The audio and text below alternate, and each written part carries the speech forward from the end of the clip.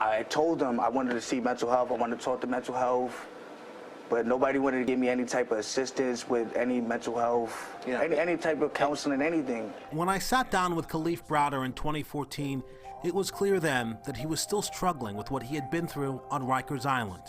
Just a boy, 16 years old, when he was accused of stealing a backpack and arrested, held on Rikers for 3 years without a trial, including more than 800 days in solitary confinement. You tried to take your life? Yes. How many times? 3, 4 times within Rikers Island. Why? Well, you know, after a while of going through certain things, you start to stress and go through depression. It was after regaining his freedom that Khalif Browder did take his own life, forever changed by what his brother Akeem describes as torture, including more than 2 years confined to a small cell without any human contact for up to 23 hours a day. Khalif was a totally different Khalif from going in. He didn't have any mental illness. He didn't have a reason to want to take his life. He loved life. He was a kid. Khalif's story not only sent shockwaves across the country, but has fueled a fight for reforms that continues to this day. We gotta halt solitary in New York State! Including the push to do away with solitary as we know it. Predominantly it's black and brown kids in solitary confinement. The numbers actually have been going up. Akeem Browder is one of many activists pushing for the passage of the Halt Solitary Confinement Bill, which would impose strict limits where there have been few in New York State. 26 years. Steady.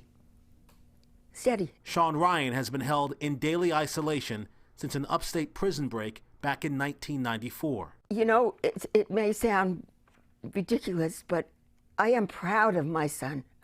I am so proud that he has held on the way he has and fought the way he has. His mother Arlene shares his words written from the inside.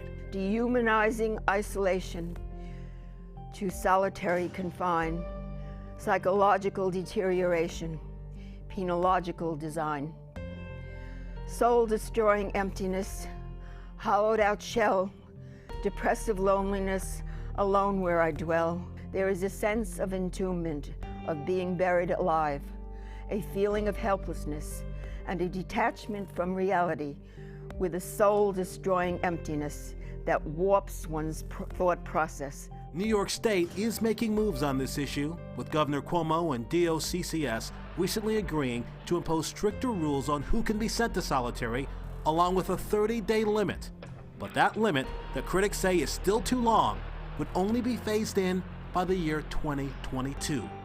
It has activists promising to keep up their protests, saying lives are being damaged with each and every passing hour. I understand it was a couple days ago you got your GED. Congratulations on that. Thank you. What's next for you? What's next for you in life? What do you want to do? I'm still trying to adapt back into my personal life. I'm still going to counseling and trying to deal with this stuff that, that I went through in there. Now, I've talked with both New York City and New York State corrections officials who didn't agree to go on camera, but did say that they've taken significant steps to reduce the use of solitary confinement. Governor Cuomo's office says the same, pointing to that sweeping incoming reform that includes the time limits I mentioned previously.